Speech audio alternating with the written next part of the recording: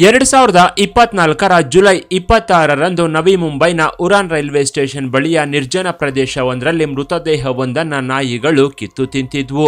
ಇದನ್ನ ಸ್ಥಳೀಯರು ನೋಡಿ ಪೊಲೀಸರಿಗೆ ವಿಚಾರವನ್ನ ತಿಳಿಸಿದ್ರು. ಸ್ಥಳಕ್ಕೆ ಬಂದ ಪೊಲೀಸರು ಮೃತದೇಹವನ್ನ ನೋಡಿದ್ರೆ ಅದು ಯುವತಿಯದ್ದಾಗಿತ್ತು. ಆದ್ರೆ ಮುಖ ಗುರುತು ಸಿಗಲಾರದ ಸ್ಥಿತಿಯಲ್ಲಿದ್ದು ಮೈಮೇಲಿದ್ದ ಬಟ್ಟೆ ಪೂರ್ತಿ ಹರಿದು ಹೋಗಿತ್ತು. ಖಾಸಗಿ ಭಾಗದಲ್ಲಿ ಗಾಯಗಳಾಗಿದ್ವು. ಎದೆ ಮೇಲೆ ಮನುಷ್ಯ ಪರಚಿರೋ ಗುರುತುಗಳಿದ್ವು. ಕತ್ತು ಕುಯ್ದಿರೋ ಹಾಗೆ ಮೊದಲಿಗೆ ಕಾಣಿಸಿದ್ರು. ನಾಯಿಗಳು ಮೃತದೇಹವನ್ನ ಕಿತ್ತು ತಿಂದಿದ್ರಿಂದ ಪೊಲೀಸರಿಗೆ ಮೊದಲು ಏನೊಂದು ಅರ್ಥವಾಗಿರಲಿಲ್ಲ. ಆದರೆ ಮರಣೋತ್ತರ ಪರೀಕ್ಷೆಯಲ್ಲಿ ಬೆಚ್ಚಿ ಬೀಳಿಸುವಂತಹ ವಿಷಯಗಳೇ ಬಯಲಾಗಿದ್ವು. 20 ವರ್ಷದ ಆ ಯುವತಿಯ ಬಾಡಿಯಲ್ಲಿ ಪ್ರತಿಯೊಂದು ಮೂಳೆ ಮುರಿದು ಹೋಗಿತ್ತು. ಆಕೆಯ ಮರ್ಮಾಂಗದ ಮೇಲೆ ತೀವ್ರವಾದ ಗಾಯಗಳಾಗಿದ್ವು. ಕತ್ತು ಕುಯ್ದು ಸಾಯಿಸಿದ್ದಾರೆ ಅನ್ನೋದು ಗೊತ್ತಾಗಿತ್ತು. ಮೃತದೇಹದ ಗುರುತು ಸಿಗಬಾರದು ಅಂತ ಕಲ್ಲಿನಿಂದ ಮುಖವನ್ನ ಜಜ್ಜಿದ್ರು. ಇದರಿಂದ ಮೆದುಳು ಛಿದ್ರವಾಗಿ ಹೋಗಿತ್ತು. ಅಷ್ಟು ಕ್ರೂರವಾಗಿ ಆಕೆಯನ್ನ ಕೊಲೆ ಮಾಡಲಾಗಿದೆ ಅಂತ ಮರಣೋತ್ತರ ಪರೀಕ್ಷೆಯಲ್ಲಿ ಬಯಲಾಗಿತ್ತು. ಆದ್ರೆ ಇಷ್ಟೊಂದು ಕ್ರೂರವಾಗಿ ಕೊಲೆ ಮಾಡೋ ಉದ್ದೇಶವಾದ್ರೂ ಯಾರಿಗಿತ್ತು? ಇಷ್ಟೊಂದು ಕೋಪ ಯಾರಿಗಿದೆ ಅಂತ ಪೊಲೀಸರು ತನಿಖೆ ಮಾಡೋಕೆ ಶುರು ಮಾಡಿದ್ರು. ಉರಾನ್ ಪೊಲೀಸ್ ಸ್ಟೇಷನ್ ನಲ್ಲಿ ತನ್ನ ಮಗಳು ಕಾಣೆಯಾಗಿದ್ದಾಳೆ ಅಂತ ಸುರೇಂದ್ರ ಶಿಂದೆ ಅನ್ನೋ ವ್ಯಕ್ತಿ ಕಂಪ್ಲೇಂಟ್ ಕೊಟ್ಟಿದ್ದ. ಇದರಿಂದ ಅವರ ಕುಟುಂಬ ಸದಸ್ಯರನ್ನ ಕರೆದು ಮೃತದೇಹವನ್ನ ತೋರಿಸಿದ್ರು. ಆಗ ಮೃತ ಯುವತಿ ಧರಿಸಿದ್ದ ಬಟ್ಟೆ, ಕೈಯಲ್ಲಿದ್ದ ಉಂಗುರ ಬಳೆಗಳನ್ನ ನೋಡಿ ಅದು ನನ್ನ ಮಗಳೇ ಅಂತ ಆ ತಂದೆ ಕಣ್ಣೀರ ಪಾಲಾಗಿದ್ದ. ಇದರಿಂದ ಮೃತ ಯುವತಿಯ ಹೆಸರು ಯಶಸ್ವಿ ಶಿಂದೆ ಅನ್ನೋದು ಪೊಲೀಸರಿಗೆ ಗೊತ್ತಾಗಿತ್ತು. ಯಶಸ್ವಿ ಕ್ರೂರವಾಗಿ ಕೊಲೆಯಾಗಿದ್ರಿಂದ ಮುಂಬೈ ಪೊಲೀಸರ ಕಣ್ಣು ಕರ್ನಾಟಕದ ಮೇಲೆ ಬಿದ್ದಿತ್ತು. ಯಶಸ್ವಿ ತಂದೆ ದಾವೂದ್ ಶೇಖ್ ಅನ್ನೋ ಯುವಕ ಮೇಲೆ ಅನುಮಾನ ಇದೆ ಅಂತ ಕಂಪ್ಲೇಂಟ್ ಕೊಟ್ಟಿದ್ದ. ಯಾಕಂದ್ರೆ ಇವಳು ಸ್ಕೂಲ್ಗೆ ಹೋಗೋ ಟೈಮಲ್ಲಿ ದಾವೂದ್ ಇವಳ ಹಿಂದೆ ಬಿದ್ದಿದ್ದ. ಊರನ್ನಲ್ಲೇ ಯಶಸ್ವಿ ಕುಟುಂಬಸ್ಥರು ವಾಸವಾಗಿದ್ರು. ಯಶಸ್ವಿಗೆ 16 ವರ್ಷ ವಯಸ್ಸಿನಲ್ಲಿರುವಾಗಲೇ ಲವ್ ಮಾಡು ಅಂತ ದಾವೂದ್ ಹಿಂದೆ ಬಿದ್ದಿದ್ದ. ಲವ್ ಹೆಸರಿನಲ್ಲಿ ಇವಳಿಗೆ ತೊಂದರೆ ಕೊಡ್ತಿದ್ದ. ಇವನು ಕರ್ನಾಟಕದ ಶಾಪೂರ್ನಿಂದ ಬದುಕು ಕಟ್ಕೊಳ್ಳೋಕೆ ಅಂತ ಉರಾನ್ಗೆ ಬಂದಿದ್ದ. ಯಶಸ್ವಿ ಅಂದ ನೋಡಿ ನೀನಂದ್ರೆ ನನಗೆ ಇಷ್ಟ ಅಂತ ಇವಳ ಹಿಂದೆ ಬಿದ್ದಿದ್ದ. ಒಂದು ದಿನ ಸ್ಕೂಲ್ ಹತ್ರ ಹೋಗಿ ಇವಳನ್ನ ತಪ್ಕೊಂಡು ಮುತ್ತು ಕೊಟ್ಟಿದ್ದ. ಲೈಂಗಿಕವಾಗಿ ಕಿರುಕುಳ ಕೊಟ್ಟಿದ್ರಿಂದ ಯಶಸ್ವಿ ತಂದೆ ಪೊಲೀಸರಿಗೆ ದೂರು ಕೊಟ್ಟಿದ್ದ. ಅಷ್ಟೇ ಅಲ್ಲದೆ ಪ್ರತ್ಯಕ್ಷ ಸಾಕ್ಷಿಗಳು ಇದ್ದಿದ್ರಿಂದ ಮೈನರ್ ಹುಡುಗಿಗೆ ಕಿರುಕುಳ ನೀಡಿದ್ದ ಕಾರಣಕ್ಕೆ ದಾವೂದ್ ಮೇಲೆ ಪೋಕ್ಸೋ ಕೇಸ್ನ ದಾಖಲಿಸಿದ್ರು. ಅಂದು ಪೊಲೀಸರೇ ಆಗ್ಲಿ ಕೋರ್ಟೇ ಆಗ್ಲಿ ಈ ಕಿರಾತಕನಿಗೆ ತಕ್ಕ ಶಿಕ್ಷೆ ಕೊಡಿಸಿದ್ರೆ ಇವತ್ತು ಯಶಸ್ವಿ ಬದುಕಿರ್ತಿದ್ಲು. ಆದ್ರೆ ಮೈಗಳ್ಳ ಪೊಲೀಸರಿಂದ 6 ತಿಂಗಳಲ್ಲೇ ದಾವೂದ್ ಜೈಲಿನಿಂದ ರಿಲೀಸ್ ಆಗಿದ್ದ. ನಂತರ ಮುಂಬೈ ಬಿಟ್ಟು ಕರ್ನಾಟಕಕ್ಕೆ ಬಂದಿದ್ದ. ಆದ್ರೂ ಯಶಸ್ವಿ ಮೇಲೆ ಇದ್ದ ಒನ್ ಸೈಡ್ ಲವ್ ಮಾತ್ರ ಇವನಿಗೆ ಕಡಿಮೆಯಾಗಿರಲಿಲ್ಲ. ಜೈಲಿನಿಂದ ರಿಲೀಸ್ ಆದ ದಾವೂದ್ ಸ್ವಲ್ಪ ದಿನಗಳವರೆಗೂ ಯಶಸ್ವಿ ತಂಟೆಗೆ ಹೋಗಿರಲಿಲ್ಲ. ಆದರೆ ಮುಂಬೈಗೆ ರಹಸ್ಯವಾಗಿ ಬಂದು ಇವಳನ್ನ ಲವ್ ಮಾಡುವಂತೆ ಒತ್ತಾಯಿಸ್ತಿದ್ದ. ಒಳ್ಳೆಯವನಂತೆ ಮುಖವಾಡ ಧರಿಸಿ ಯಶಸ್ವಿಯನ್ನ ಮದುವೆಯಾಗುವಂತೆ ದುಂಬಾಲು ಬಿದ್ದಿದ್ದ. ನೀನಂದ್ರೆ ನನಗೆ ಇಷ್ಟ, ನಿನ್ನ ಮದುವೆಯಾಗ್ತೀನಿ ಅಂತ ಹೇಳ್ತಿದ್ದ. ಆದರೆ ಯಶಸ್ವಿ ಮಾತ್ರ ನಿನ್ನ ಲವ್ ಮಾಡೋದಿಲ್ಲ, ಬೇಕಿದ್ರೆ ಫ್ರೆಂಡ್ಸ್ ಆಗಿ ಇರೋಣ ಅಂತ ಹೇಳ್ತಿದ್ಲು. ಇಲ್ಲೇ ಯಶಸ್ವಿ ದೊಡ್ಡ ತಪ್ಪು ಮಾಡಿದ್ಲು. ಇಲ್ಲಿ ದಾವೂದ್ ಯಶಸ್ವಿಯನ್ನ ಎಮೋಷನಲ್ ಆಗಿ ಬ್ಲಾಕ್ ಮೇಲ್ ಮಾಡಿದ್ದ. ನಿನಗಾಗಿ ನಾನು ಜೈಲಿಗೆ ಹೋಗಿ ಬಂದಿದ್ದೀನಿ, ಆದ್ರೂ ನಿನ್ನ ಮೇಲೆ ನನಗೆ ಕೋಪ ಇಲ್ಲ, ಯಾಕಂದ್ರೆ ನೀನಂದ್ರೆ ನನಗೆ ಇಷ್ಟ ಅಂತ ದಾವೂದ್ ಹೇಳಿದ್ದ. ಆದ್ರೆ ಏನು ಅರಿಯದ ವಯಸ್ಸಲ್ಲಿದ್ದ ಯಶಸ್ವಿ ಇವನ ಮಾತನ್ನ ನಿಜ ಅಂತ ನಂಬಿದ್ಲು. ಇದರಿಂದ ಯಶಸ್ವಿ ಫೋನ್ ನಂಬರ್ನ ಕೊಟ್ಟು ಫ್ರೆಂಡ್ಶಿಪ್ ನ ಶುರು ಮಾಡಿದ್ಲು. ಇಲ್ಲಿ ದಾವೂದ್ಗೆ ಯಶಸ್ವಿ ಫೋನ್ ನಂಬರ್ ಕೊಡೋಕು ಒಂದು ಕಾರಣವಿತ್ತು. ಅದೇನಂದ್ರೆ ನಾನು ಮುಂಬೈನಲ್ಲಿ ಇರೋದಿಲ್ಲ, ಶಾಪೂರ್ಗೆ ಹೊರಟು ಹೋಗ್ತೀನಿ ಅಂತ ದಾವೂದ್ ಹೇಳಿದ್ದ. ದೂರದಿಂದಲೇ ಫೋನ್ನಲ್ಲಿ ಮಾತನಾಡ್ಕೊಂಡು ಇರೋಣ ಅಂತ ಹೇಳಿದ್ರಿಂದ ಯಶಸ್ವಿ ದಾವೂದ್ಗೆ ಫೋನ್ ನಂಬರ್ ಕೊಟ್ಟಿದ್ಲು. ಇಲ್ಲೇ ಫೋನ್ ನಲ್ಲಿ ಮಾತನಾಡ್ತಾ ದಾವೂದ್ ಇವಳನ್ನ ತನ್ನ ಬಲೆಗೆ ಬೀಳಿಸಿಕೊಳ್ಳೋಕೆ ಮುಂದಾಗಿದ್ದ. ಆದ್ರೆ ಯಶಸ್ವಿ ಮಾತ್ರ ಫ್ರೆಂಡ್ಶಿಪ್ ಅನ್ಕೊಂಡೆ ಗಂಟೆಗಟ್ಟಲೆ ಇವನ ಜೊತೆ ಫೋನ್ ನಲ್ಲಿ ಮಾತನಾಡ್ತಿದ್ಲು. ಇದರಿಂದ ದಾವೂದ್ ಯಶಸ್ವಿ ಮೇಲೆ ಮತ್ತಷ್ಟು ಹುಚ್ಚನ್ನ ಬೆಳೆಸಿಕೊಂಡಿದ್ದ. ಓದಲ್ಲಿ ಚುರುಕಾಗಿದ್ದ ಯಶಸ್ವಿ ಡಿಗ್ರಿ ಮುಗಿಸಿ ಒಳ್ಳೆ ಕೆಲಸಕ್ಕೆ ಸೇರ್ಕೊಂಡಿದ್ಲು. ದಾವೂದ್ ಹಾಗೂ ಯಶಸ್ವಿ ಫೋನ್ನಲ್ಲಿ ಮಾತನಾಡೋದು ಒಂದು ದಿನಕ್ಕೂ ಮಿಸ್ ಆಗ್ತಿರ್ಲಿಲ್ಲ. ಒಂದು ದಿನ ಮತ್ತೆ ಮದುವೆಯಾಗುವಂತೆ ಯಶಸ್ವಿಯನ್ನ ಕೇಳಬೇಕು ಅಂತ ದಾವೂದ್ ನಿರ್ಧರಿಸಿದ್ದ. ಅಸಲಿಗೆ ಅವನ ಮುಖಕ್ಕೂ ಇವಳ ಅಂದಕ್ಕೂ ಓದಿಗೂ ಬುದ್ಧಿವಂತಿಕೆಗೂ ಒಂದಕ್ಕೊಂದು ಮ್ಯಾಚ್ ಆಗ್ತಿರ್ಲಿಲ್ಲ. ಒಂದು ಸಲ ಲೈಂಗಿಕವಾಗಿ ದಾಳಿ ನಡೆಸಿದಾಗ್ಲೇ ಯಶಸ್ವಿ ಇವನನ್ನ ದೂರ ತಳ್ಳಿದಿದ್ರೆ ಇವತ್ತು ಈಕೆ ಬದುಕಿರ್ತಿದ್ಲು.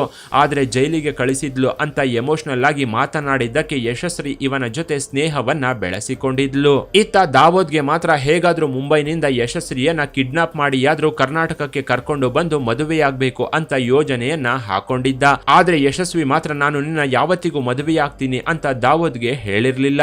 ಇವನು ಆಗಾಗ ಫೋನ್ ನಲ್ಲಿ ಮದುವೆಯಾಗುವಂತೆ ಪೀಡಿಸ್ತಿದ್ದ. ಆದ್ರೆ ಇದು ಜಸ್ಟ್ ಫ್ರೆಂಡ್ಶಿಪ್ ಅಷ್ಟೇ ಅಂತ ಹೇಳಿ ಯಶಸ್ವಿ ಸುಮ್ಮನಾಗ್ತಿದ್ಲು.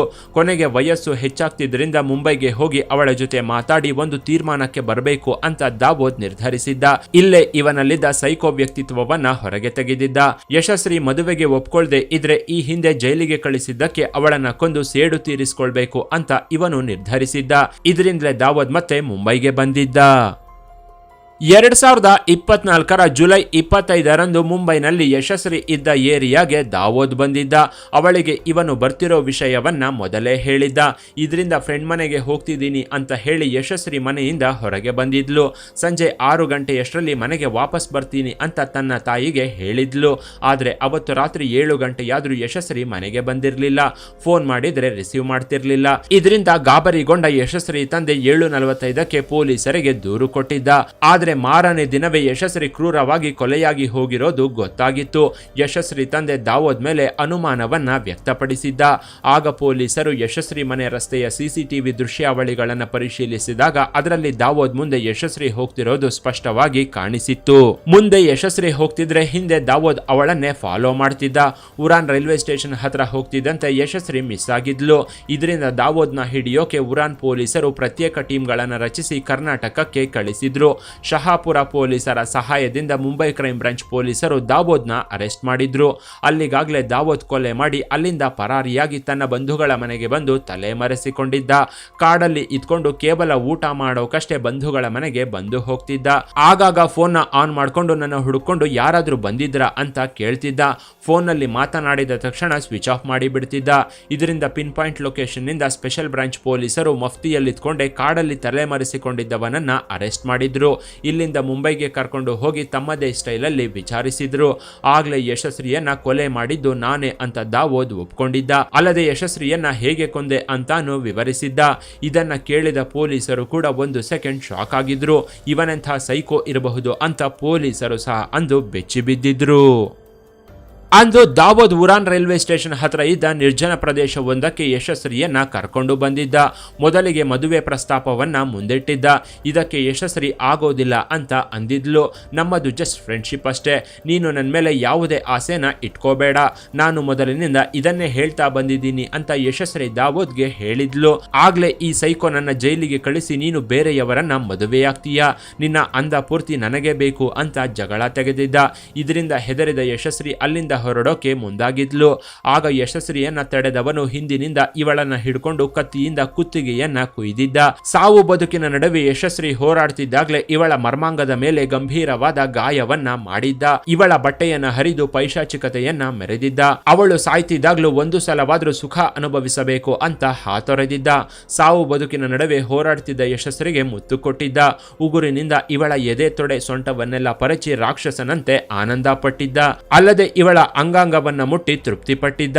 ಕೋಪ ತಾಳಲಾರದೆ ಯಶಸ್ವಿ ಕಾಲು ಕೈಯನ್ನ ಮುರಿದು ಬಿಟ್ಟಿದ್ದ. ಮುಖ ಗುರುತು ಸಿಗಬಾರದು ಅಂತ ಕಲ್ಲಿನಿಂದ ಜಜ್ಜಿದ್ದ. ನಂತರ ಮೃತದೇಹವನ್ನ ಪೊದೆಯೊಳಗೆ ಎಸೆದು ಹತ್ತಿರದಲ್ಲೇ ಇದ್ದ ರೈಲ್ವೆ ಸ್ಟೇಷನ್ಗೆ ಹೋಗಿ ಬೆಂಗಳೂರು ರೈಲನ್ನ ಹತ್ತಿದ್ದ. ಅಲ್ಲಿಂದ ತನ್ನ ಬಂಧುಗಳ ಮನೆಗೆ ಹೋಗಿ ತಲೆಮರೆಸಿಕೊಂಡಿದ್ದ. ಆದ್ರೂ ಇವನ ಜಾಡನ್ನ ಹಿಡಿದ ಪೊಲೀಸರು ಕೊನೆಗೂ ಈ ಸೈಕೋನ ಅರೆಸ್ಟ್ ಮಾಡಿದ್ರು. ಒನ್ ಸೈಡ್ ಲವ್ ನಿಂದಾಗಿಯೇ ದಾವೂದ್ ಪ್ರತೀಕಾರ ತೀರಿಸಿಕೊಳ್ಳೋಕೆ ಕೊಲೆ ಮಾಡಿದ್ದಾಗಿ ಪೊಲೀಸರು ಸ್ಪಷ್ಟಪಡಿಸಿದ್ರು. ಆದ್ರೆ ಯಶಸ್ವಿ ಹಾಗೂ ದಾವೂದ್ ಕಾಲ್ ಡೇಟಾ ಪ್ರಕಾರ ನೋಡಿದ್ರೆ ಯಶಸ್ವಿ ಕೂಡ ಗಂಟೆಗಟ್ಟಲೆ ಇವನೊಂದಿಗೆ ಮಾತನಾಡಿರೋದು ಗೊತ್ತಾಗಿತ್ತು. ನನಗಾಗಿ ಜೈಲಿಗೆ ಹೋಗಿ ಬಂದಿದ್ದಾನೆ ಅಂತ ಯಶಸ್ವಿ ಇವನಿಗೆ ಸ್ವಲ್ಪ ಸಲುಗೆ ಕೊಟ್ಟಿದ್ಲು. ಮದುವೆಯಾಗುವಂತೆ 5 ವರ್ಷಗಳ ಕಾಲ ದಾವೂದ್ ಸತತವಾಗಿ ಕೇಳ್ಕೊಂಡು ಬಂದಿದ್ದ. ಯಾವಾಗ ಯಶಸ್ವಿ ಮದುವೆಗೆ ನೋ ಅಂದ್ಲೋ ಅಂದೇ ಇವಳನ್ನ ಕೊಂದು ಮುಗಿಸಿದ್ದ.